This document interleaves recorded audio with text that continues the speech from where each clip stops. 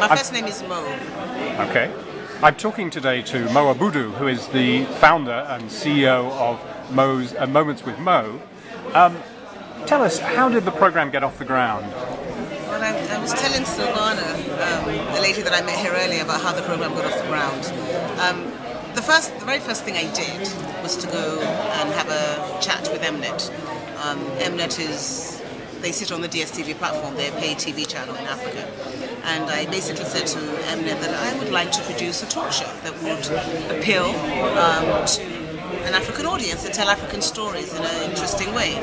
And they basically said to me that, well, we've got Oprah, we've got Tyra, we've got all these really amazing talk shows. And I said, oh, very well that you have these shows, but shouldn't we have a show that focuses on the essence, on the values, on who we are as Africans?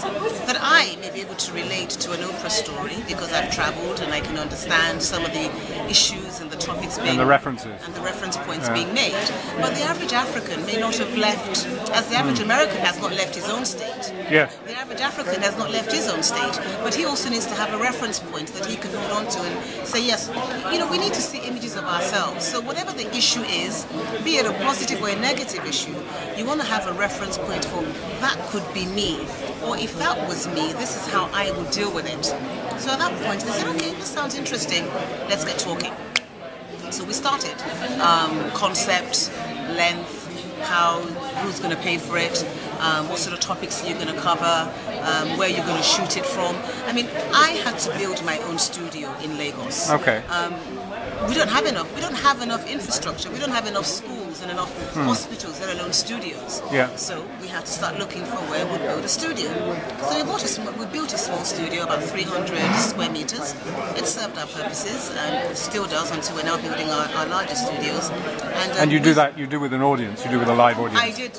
Initially I did. Yeah. But I must admit that the last 2 seasons I've done without an audience. Okay. Because I find that Africans are very different to Europeans and to Americans. They're not very responsive. The audience thing doesn't work well in Africa. You need animation, you need involvement. And these are the qualities not associated with Africans? It's not that it's not associated with them. It's not. They're not very.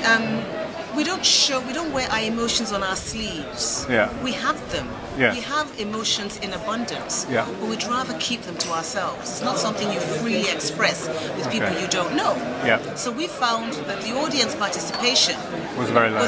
Was low for us. Yeah. People were not really getting involved. Yeah. And as a people, Africans are very friendly. Yeah. We're very cautious of our environment. Yeah. And people that would be animated become unanimated when the cameras start rolling. In a public place, yeah. So these were all the issues we had to deal with. Yeah. That would have been foreign to someone in the United States. Yeah. Yes, I'm in the audience. Make a lot of noise. No. As soon as the cameras start rolling, everybody sits pretty and wants to be, when they're seen at home, they want to be seen as that proper person. Behaving themselves. That they are. Yeah. So it didn't work for us. So how did you raise the money to do the show? For me, I adopted a totally different business model. I went to the market and I looked for sponsors. I don't believe many people have done that successfully in the Nigerian or even in the African market space. So I have sponsors that sponsors my show, and I'm saying thank you, sponsors. I'm saying thank you to MTN, which is one of the largest telco company in Africa. Yes. They have sponsored my show from inception up until this point.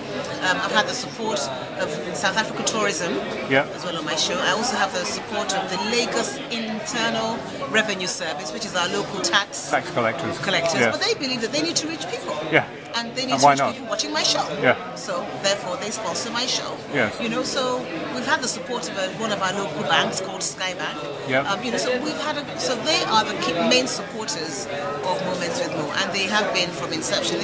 They're going into our 4th year, and we're still going strong with that. And the other 2 shows we've developed, The Debaters, is sponsored by GT Bank, which is one of the most respected banks in Nigeria. And we have another show called Naija Diamonds, which is sponsored by Diamond Bank, again, another strong and respected bank in Nigeria. Okay. So for us, our partnerships have been with companies that obviously share the vision and the passion for developing content that will inspire Africa. Yeah. And that's how we've managed to stay in business. And what's next for Mo? Building larger studios, that started. So 6 months from now, we should have state-of-the-art studio facilities in Lagos, Nigeria.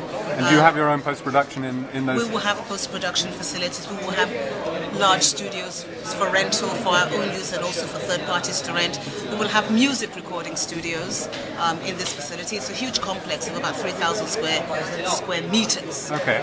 So where is that in Lagos? It's in Ikeja. In Ikeja. In Ikeja. Okay. Yeah. Okay. So that's all. It's on the go. Yes, I'm very excited about that. And there's another bigger project down the line, but I'm not going to talk about that yet. We'll come back to talk to you about that I'm later. sure we will. Thank you very much indeed. Thank you for your time. Thank you.